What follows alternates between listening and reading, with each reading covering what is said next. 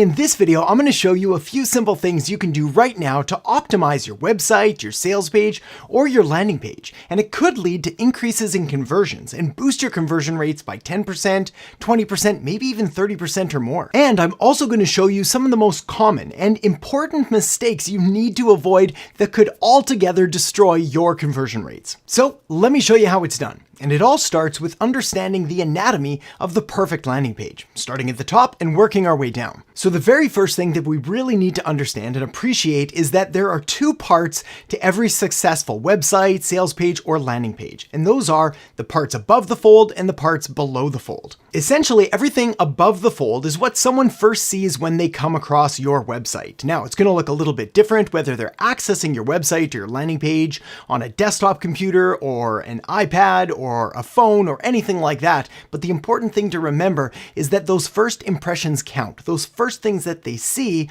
are going to do a couple of key things. Three key things, actually. First, above the fold is there to capture attention. It's there to make sure that they are going to stay engaged and intrigued, maybe even a little bit curious about what it is that you've got. The second is to confirm they're in the right place. You see, the thing is with a website or a landing page or a sales page is they got there from somewhere, which means they came from somewhere. And so we have a term in marketing known as ad sent. And this essentially just means that it lines up or it's congruent with where they came from. So in other words, what they clicked on is relevant to where they've arrived. Bit of a side note, fun fact, but this is the reason that clickbait simply doesn't work. After all, if somebody clicks on something that promises one thing and then they get to a landing page that's showing something completely different, it's obviously not going to convert. And then the third thing that we need to do in this section above the fold is to convince them that they're in the right place and that what you've got is right for them. The second part of the website, the below the fold, well, that's where you put everything else. So we're going to talk about that in just a minute. So let's get started with all of the components that need to go above the fold. Now, in order to make this as practical and actionable as I possibly can, I'm going to group these into two different categories, the do's and the don'ts, things that you need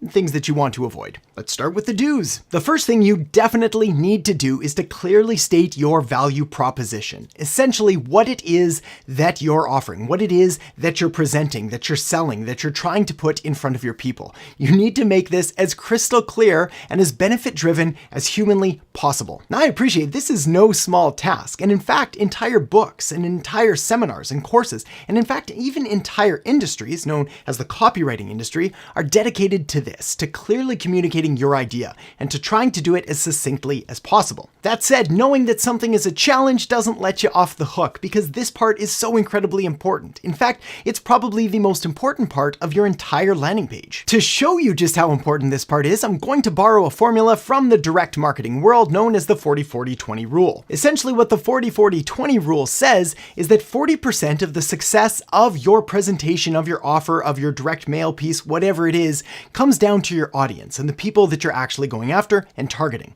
In this case, this would be the visitors to your landing page, to your sales page, or to your website. Basically, you need to make sure that you're attracting the right people. Otherwise, well, of course, they're not going to buy or convert. The second 40% is all about your offer, what goes into it, what it looks like, what you're essentially presenting and packaging and delivering to them. And this is where that really strong value proposition comes into play. Then the third piece, the 20%, well, that's essentially for everything else. The words you use, the testimonials, the other elements of the page, essentially everything else we're going to talk about in the rest of this video. So with that said, let me give you a tip, and it's all about prioritizing clarity over creativity. You see, one of the most common mistakes that new marketers, and especially overly ambitious new marketers, make is trying to prioritize being a little too creative over being clear and really concise and really delivering exactly what it is that someone's there for. This is why maybe your value proposition is as simple as just saying what you do, who you do it for, and why they should care. Bonus points if you can wrap this all up in 5, 6, or 7 words. The next thing you absolutely want to do is have a very strong and very clear visual focus. What this means is that above the fold, you want to represent your brand, your business, your offer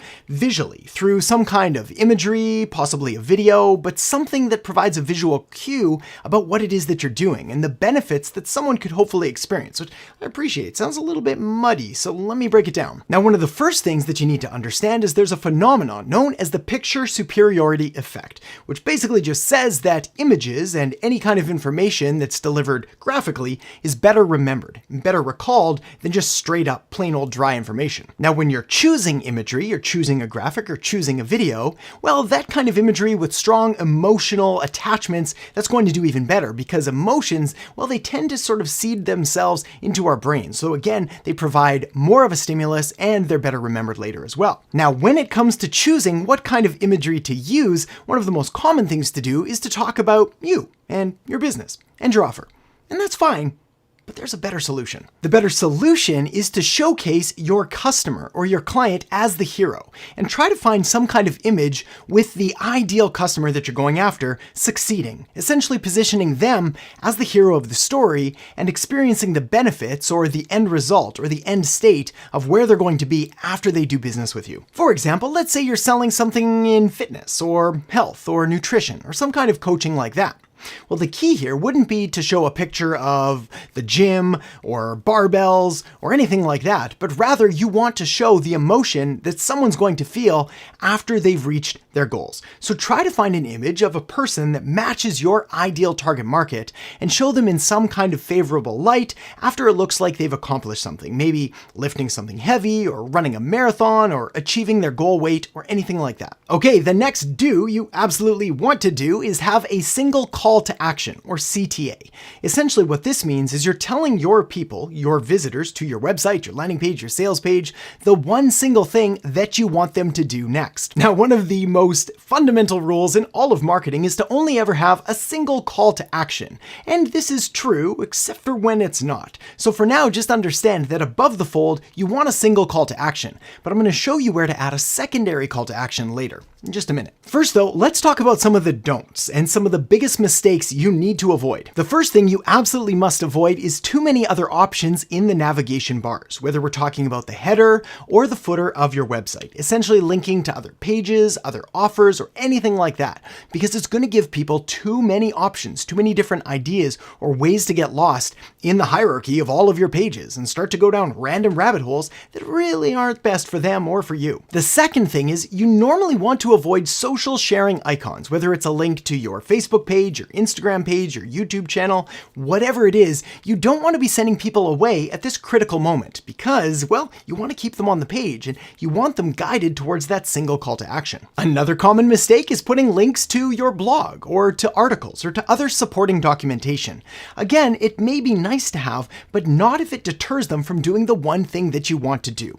You probably recognize a trend here, which is that you want to guide people, you want to funnel them in a single direction. You see, there's a funny thing that happens in marketing and in business and in life actually, which is known as the paradox of choice. The paradox of choice is simply the observation that people, me, you, your customers, your visitors, well, when they're presented with too many different options, they get confused and they tend not to choose any. Or worse, they choose one, but maybe it's the wrong one. And even if it's the right one, they tend to be less satisfied overall with their selection. To humans, too many options are actually a bad thing. The second reason that you want to keep things clean and concise and simple is because you don't want to start steering people in the completely wrong direction. For example, have you ever been driving somewhere, maybe somewhere completely new and you didn't have a GPS or even a map? Do people still use maps? And you came to a fork in the road. You had a choice. You could go left or you could go right, and you didn't know what to do. You were kind of frozen, trying to figure out what was going to be best. Well, now imagine if that road had 5 choices, or 10 choices, or heaven forbid,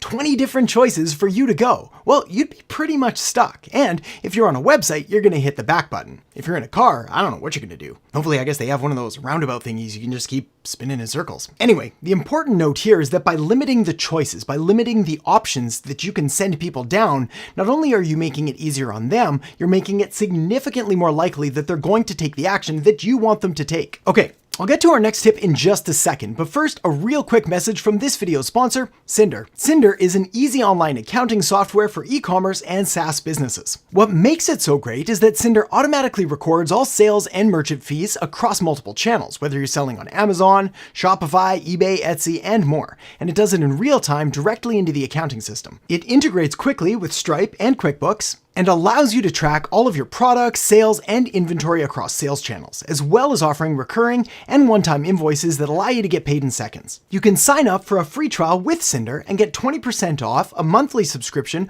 or 40% off a yearly subscription just by using the link in the description below this video. Okay, next, let's talk about competitive research. You see, one of the greatest things about creating sales pages and landing pages and websites is that there are thousands, in fact, millions, in fact, tens of millions for you to choose from. Pretty much regardless of what business or market or industry you're in, there are competitors out there, and some of them are probably doing a really good job that you can go and you can learn from. Now, of course, I'm not advocating that you go out there and steal or plagiarize or copy them verbatim, but you can get ideas and inspiration, both from websites and competitors in your market, as well as from others outside of your market too. Plus, if you happen to be using landing page building software from a company like System.io or Lead Pages or ClickFunnels or Instapage or Unbounce, the beauty there is you can simply choose from a pre-made template, ideally sorted by highest conversion rate. So you can choose a high converting sales page or landing page or website template and then simply customize it for your business, and you're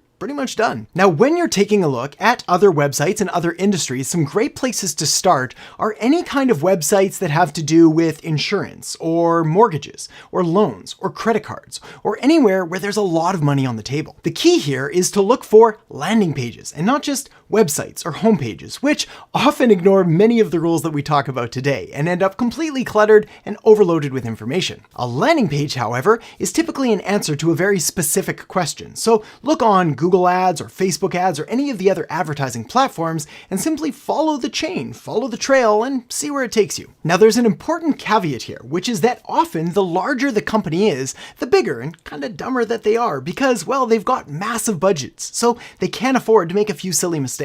All that said, I still think you'll find more often than not that there are some serious gems and gold nuggets that you can mine just by taking a look and going through different competitor websites. Okay, let's talk about calls to action again. Now, you may remember from earlier in the video where I talked about the importance of only ever having one single call to action.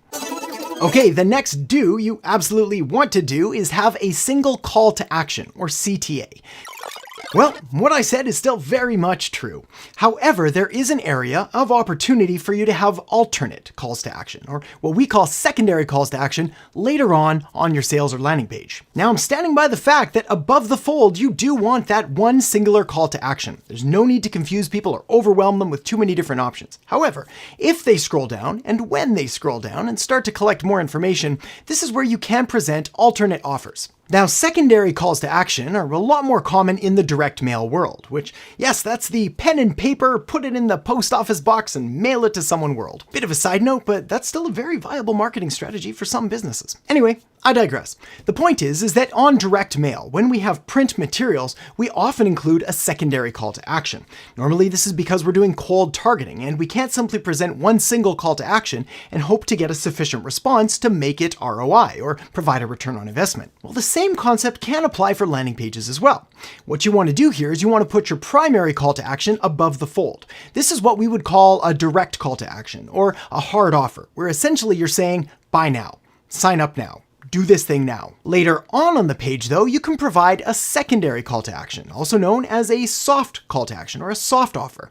And this would be something like maybe sign up for this thing, or check this thing out, or do something that's a little less intrusive and requires a little less commitment. For example, if you're selling something and your primary call to action is to book an appointment or book a sales call, well, that's your hard offer.